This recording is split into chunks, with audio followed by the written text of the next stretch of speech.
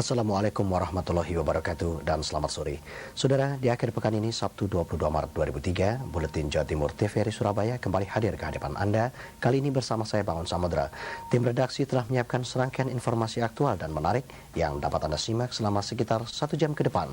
Dan inilah beberapa topik berita utama.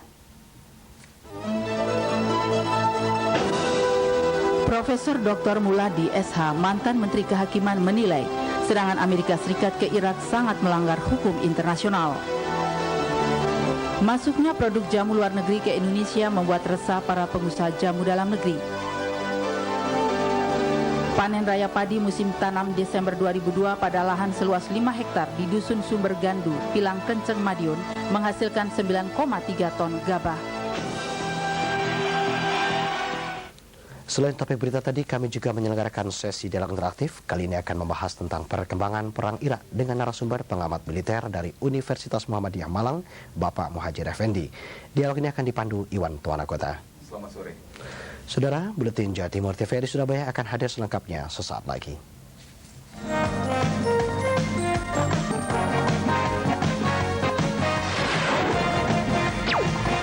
Perang Irak. Menurut kalangan legislatif di Jawa Timur, serangan militer Amerika Serikat ke Irak selain berdampak luas pada hubungan politik dan ekonomi, berpengaruh pula pada tata pergaulan internasional. Serangan militer Amerika Serikat ke Irak yang dimulai Rabu pagi lalu dipastikan secara langsung berdampak pada tatanan politik serta hubungan perekonomian pada tingkat internasional. Selain itu, serangan sebuah negara adidaya kepada negara berkembang tersebut, menurut kalangan legislatif di Jawa Timur, telah pula menjadi pertanda pencederaan secara terang-terangan kepada tata etika dan pergaulan internasional. Memang saya melihat serangan Amerika ke Irak ini sangat mengganggu tatanan secara internasional ya. Saya melihat ini adalah bentuk daripada arogansi Amerika yang merasa menjadi negara kuat sehingga dia melakukan hal yang sangat semena-mena, merugikan dan menyerang negara yang kira-kira dia akan dapat dia kuasai. Dan menurut saya tatanan internasional yang telah dirusak seperti ini perlu kita sikapi dan kita berikan suatu garis bawah yang cukup tebal agar betul-betul negara yang lain juga sama-sama menunjukkan keprihatinan, kepedulian akan sikap Amerika yang sangat tidak bersahabat dan tidak menguntungkan ini. Untuk mencegah agar hal serupa tidak terjadi lagi di masa mendatang, menurut Harbiah Salahuddin, seluruh anggota PBB perlu bersatu dalam mewujudkan suatu sikap moral untuk mengucilkan negara yang semena-mena mengabaikan tata pergaulan internasional tersebut, seperti langkah boikot dalam berbagai bentuk untuk negara tersebut.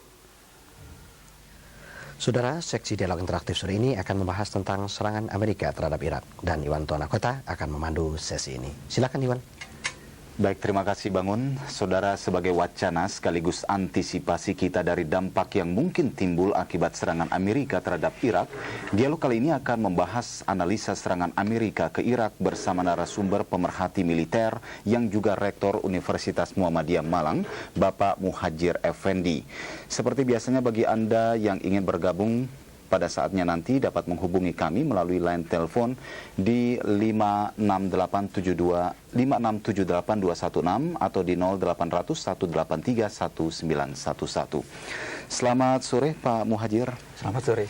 Ya Pak Muhajir, serangan Amerika Serikat ke Irak sudah memasuki hari yang ketiga dan Anda melihat apa sebenarnya visi Bush untuk agresi militernya kali ini berkaitan dengan kebijakannya terhadap negara-negara di Timur Tengah? Sepanjang yang saya baca dari pidato Bush sejak awal dia diangkat jadi presiden, Bush memang menawarkan adanya tatanan dunia baru. Tatanan dunia baru itulah yang dia sebut sebagai unilateralisme. Dan tatanan dunia baru yang bersifat unilateralisme inilah yang kemudian mendasari kebijakan-kebijakan Amerika Serikat di bawah pimpinan Bush, termasuk aneksasi atau invasinya ke Irak sekarang ini. Yang dimaksud unilateralisme itu adalah, bagi Bush adalah dia menganggap bahwa Dewan Lembaga PBB yang dirisi dari Majelis Umum PBB, kemudian ada Dewan Keamanan, dan kemudian di dalam Dewan Keamanan itu ada anggota-anggota yang punya hak veto, itu bagi negara Amerika yang sekarang sudah menjadi statusnya adikuasa, yaitu menjadi the lone superpower, itu dianggap ibarat baju sudah disesak, tidak mungkin lagi bisa mewadahi atau dipakai oleh Amerika untuk melakukan peranan globalnya. Itulah yang disebut dengan konsep unilateralisme itu. Setelah pemerintahan Amerika beberapa waktu lalu juga melakukan penyerangan terhadap Afghanistan ini ya Pak? Iya, jadi itu semua adalah atas nama kebijakan unilateral itu, jadi kebijakan sepihak. Kita tahu bahwa Amerika itu sekarang menjadi negara yang sangat berkuasa, sangat kuat di bidang ekonomi, juga menjadi paling kuat, di bidang militer menjadi sangat dikdaya, di bidang politik sangat berpengaruh.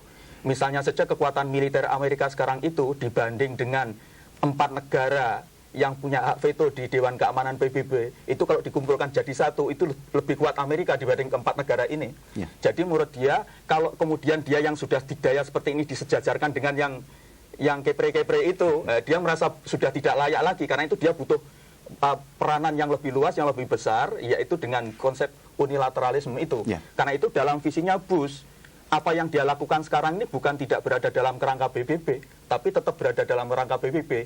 Jadi bagi dia, di PBB itu ada anggota yang punya hak veto, tapi di antara yang punya hak veto itu masih ada yang lebih punya hak veto, ya dia itu, Amerika itu sendiri. Jadi ada veto di atasnya veto. Gitu. Ya, dari serangan yang dilakukan oleh Amerika ke Irak 3 hari yang lalu diawali, ini cukup mahal harus dibayar oleh Amerika. Beberapa pengamat tadi juga jelas-jelas mengatakan bahwa Amerika adalah agresor dan harus diberi sanksi oleh PBB. Anda melihat nantinya popularitas Amerika dipertaruhkan dalam hal ini tentunya?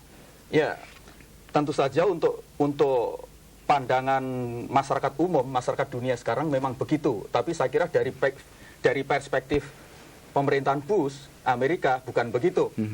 Karena yaitu tadi, sekarang Amerika itu kan sebagai the global cop, jadi polisi dunia.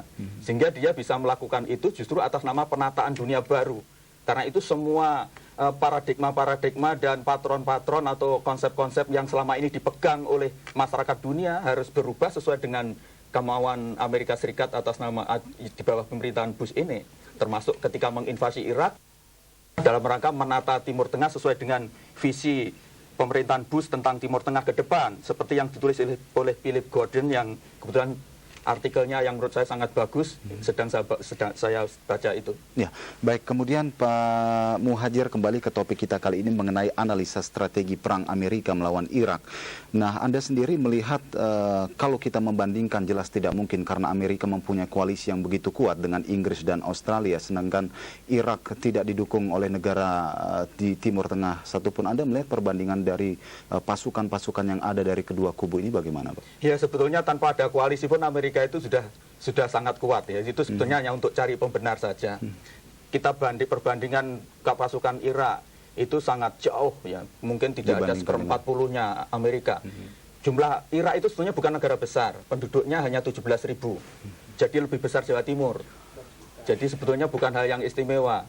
Kemudian yang kedua, Irak itu juga sudah babak belur.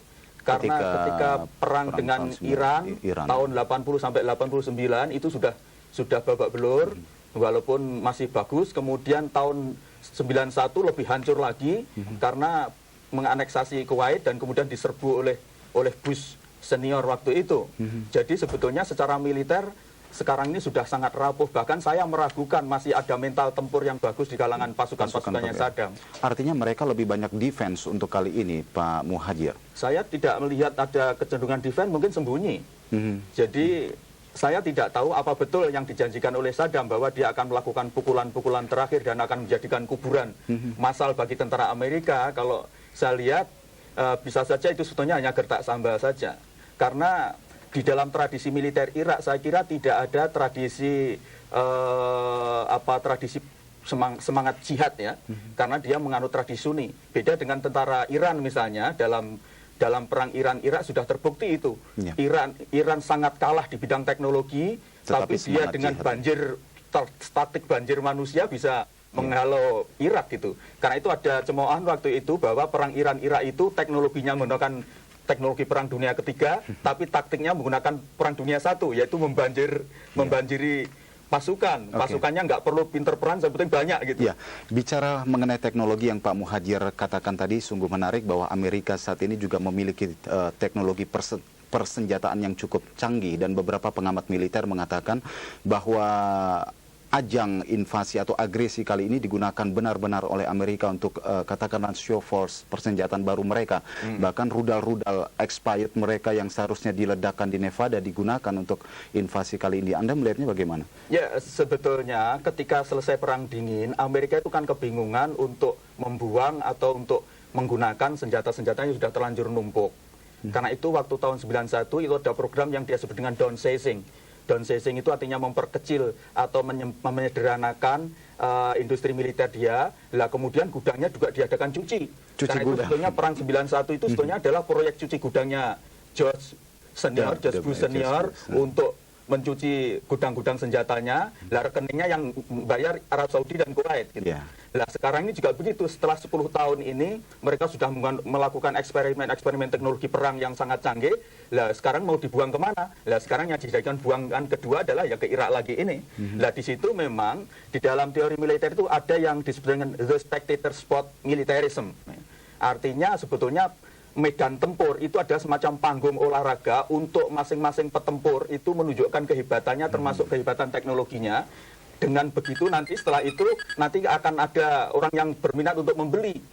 Jadi sebetulnya sekarang ini adalah panggung untuk menontonkan teknologi Amerika yang paling canggih di bidang perang. Nanti diharapkan setelah itu akan ada kontrak senjata besar-besaran itu dari negara-negara yang berminat, dan itu tentu saja akan merupakan keuntungan yang luar biasa bagi Amerika, bukan hanya dari segi keuangan, tapi juga harga diri atau gengsi sebagai negara adikuasa itu. Baik Pak Muhadjir, sudah ada yang menanggapi apa yang kita perbincangkan, kita terima saja.